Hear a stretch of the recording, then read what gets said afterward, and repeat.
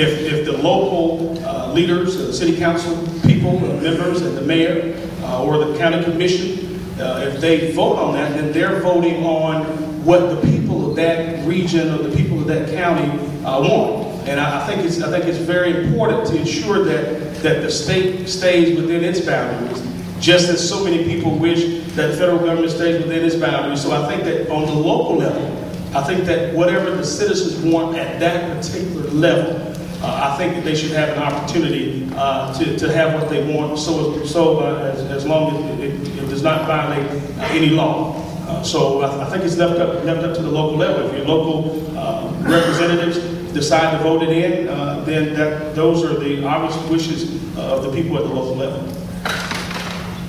Well, y'all have read the Ben and the AJC. I saw one after this issue came up, and it was correct, but it said, I hate it when I drink all my Sunday beer on Saturday. You know, on the issue of this, I do think it's a local option.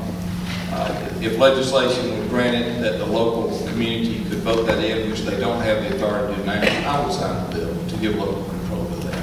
But there are areas of the state that the local community does not. Those that do ought to have that opportunity. And if that reached my desk, I would like that to happen. That's basically right. Local alcoholic regulation has always been local option in Georgia.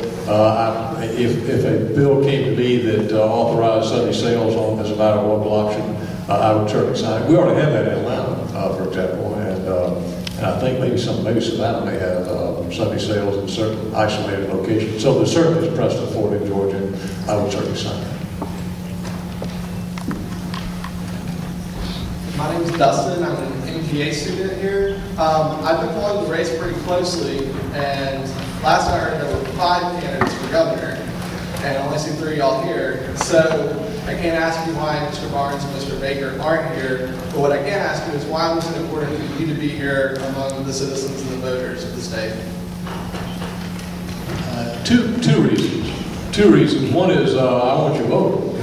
I came here to ask you for your vote, and I ask you again right now. I want you to vote for me because I believe I've got the best plan for Georgia. But I'll tell you, I learned a lot. I learned a lot from you. That's one of the great mysteries and beauties of the democratic process. We learn up here. We learn as much listening to you as you learn listening to us, and that's a good thing. So that's why I'm here. I'm here because I love this kind of discourse. I think we've got to take this message to the people. I think those who are not here believe in an old way of politics that you just raise money, put it on TV, and don't let people get to know you, period. And I think this is very important. You know, one of the things that I want to make sure that people know is that I have stayed in the trenches. With Democrats in control, I've worked and had leadership positions. And when not, I didn't leave like many people in this race have done. I have stayed, I have rebuilt it because there are things that I believe in. Education, I believe in so strongly. I'm willing to do everything in my life to make that better in Georgia. I know through that we can solve transportation, one of the other things. But I just believe in this so strongly that anywhere that I have that opportunity, especially in colleges and universities that I believe in so well, as much as anything, because I know this is that future. That's why I'm here, because I want to have this discourse. I want to have this public discussion. I want you to know who I am, what I've done, and what I want to get done. So I relish this opportunity, and hopefully you could ask the other candidates why they didn't think this was that important. I'm here because of my service in education. I've had a great opportunity to graduate from college 5 times. And I think that as governor, I ought to at least ensure that those people who want to go to college at least get to graduate 1 time. And that's why I'm here, because I care about the concerns of young Georgians. And I think, I think for a long time, people have always said, listen, our youth are our future. But I think you all are our present. And I think that if we would take the time to listen to what you have to say right now, I think that we can learn a whole lot. Because, listen, it's not in the old days where we expected children to start talking, at 1 year of age or whatever. These guys are talking at 6 and 7 months now. So things are changing, and they're a lot different from the way they used to be. If we don't incorporate your vision along with our vision, then we're going to have a serious problem, because when we're off the scene, you all are going to be in control. And I often ask this question very, very quickly when I speak to youth organizations all across the country. And I ask them this question: what would happen to your city if everyone 18 and under would all of a sudden disappear? Would your city survive?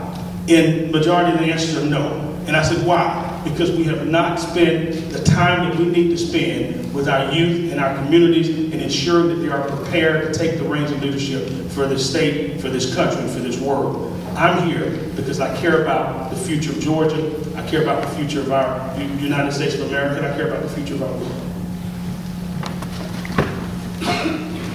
Good evening, gentlemen. My name is Daniel Rivkin. I'm a political science master's student here at the University of Georgia. Now, all three of you have spoken about how you wish to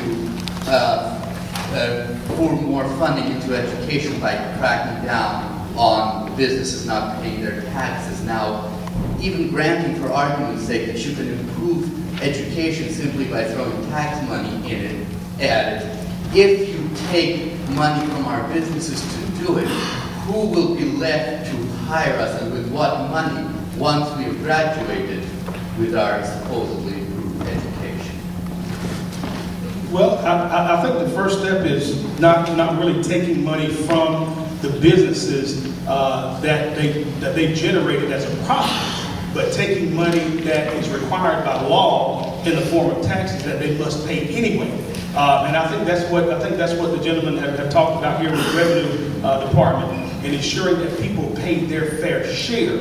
I don't think we need to go around the state harassing businesses and saying give us more money. But I think that we have to, and we're, you know, according to the law, we've got to ensure that people who are collecting those taxes, and that's what the problem is. If they're collecting taxes from you and keeping those taxes, then they're wrong. We just want them to turn in what they've been collecting so that we can fully fund this educational system.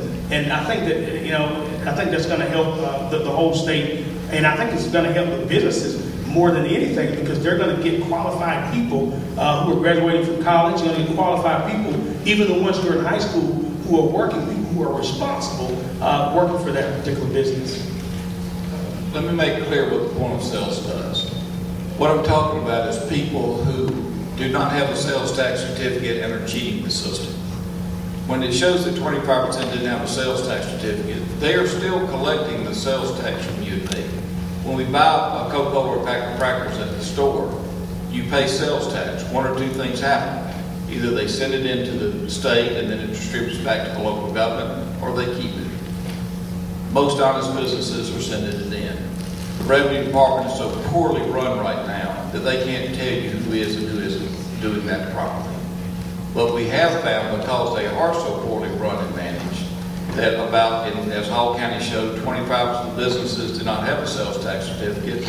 In Lowndes County, the same thing. If that's statewide, what that means is it's gotten so lax that people are paying the tax, but it's not being sent in.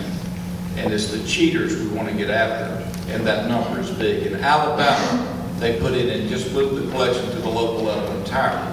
When they did it, it evened out so that everybody was playing by the same rules. And when they happened, it accumulated to about $1 billion or better. Our economy is bigger. So what we're talking about is going not taxing businesses more. Everybody doing what they're already collecting from the consumers. That's where the big hope is right now that we need to fix. Well, indeed, the object of taxation is not to put businesses out of business, nor to impoverish individuals. We all pay taxes, and we're not impoverished by that. Businesses pay taxes, and they stay in business. It is true, and this is something that I think it's a fairly simple idea, but not everybody thinks about it. The government is going to collect the money that it wants to run itself. The General Assembly is going to levy the tax, and they're going to collect the money.